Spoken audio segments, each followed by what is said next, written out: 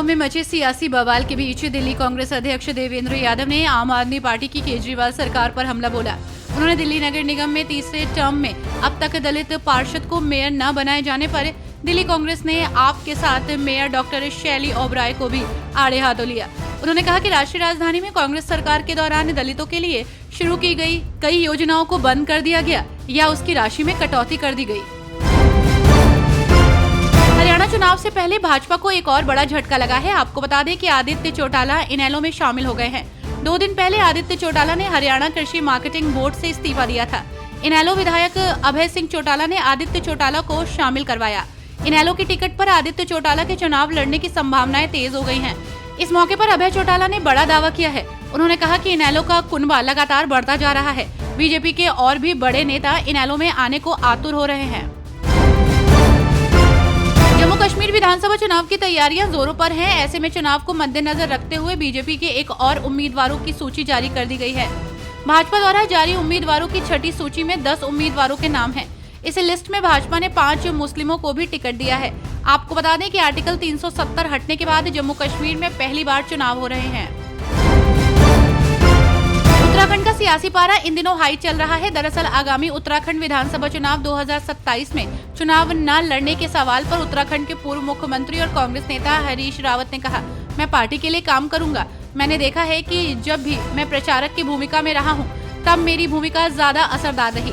2022 में भी मेरी यही इच्छा थी, लेकिन बहुत देर बाद मेरे चुनाव लड़ने की बात हुई। शराब नीति घोटाले में फंसे दिल्ली के मुख्यमंत्री अरविंद केजरीवाल को लेकर राजद नेता मृत्युंजय तिवारी ने कहा कि ये सबको पता है कि अरविंद केजरीवाल को राजनीतिक द्वेष के कारण फंसाया गया है। विपक्ष के नेताओं के ऊपर इसी तरह से जांच एजेंसियां लगी हुई हैं और जांच एजेंसियों का दुरुपयोग करके विपक्ष के हर नेता को केंद्र की सरकार चाहती है कि जेल में डाल दे। केंद्रीय मंत्री धर्मेंद्र प्रधान ने कहा कि पश्चिम ओडिशा का सबसे भावनात्मक त्योहार नवबान है। किसान अपनी फसल का पहला अन्न माता को अर्पित करके घर पर नवबान उत्सव मनाता है। मैं संबलपुर के लोगों की ओर से, ओडिशा के लोगों की ओर से किसानों के इस महान त्योहार की हार्दिक शुभकामनाएं देता हूं। आज हम संबलपुर में एकत्र हुए हैं। हरियाणा चुनाव से पहले भाजपा को एक के बाद एक झटका लगता जा रहा है। इसी बीच खबर आ रही है कि जो राम को लाए हैं हम उनको लाएंगे।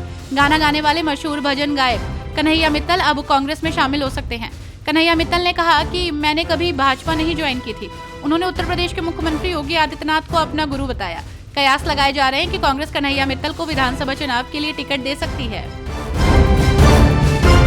झारखंड के प्राथमिक शिक्षकों के लिए बड़ी खबर है। वर्ष 2015-16 में कक्षा 1 से 5 के लिए नियुक्त शिक्षकों को प्रमोशन के लिए शिक्षक पात्रता परीक्षा पास करना अनिवार्य होगा।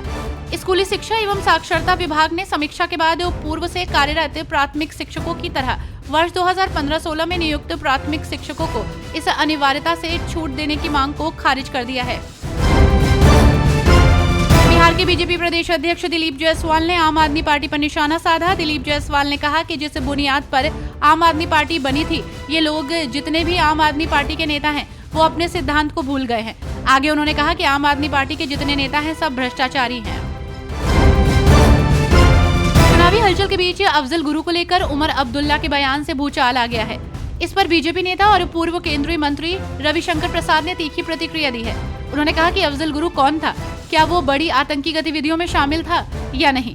क्या निर्दोष लोग मारे गए थे या नहीं? आज उस पर राजनीति हो रही है। उमर अब्दुल्ला फारूक अब्दुल्ला करें, लेकिन कांग्रेस पार्टी चुप क्यों है? ये कांग्रेस पार्टी का चाल चरित्र और चेहरा है।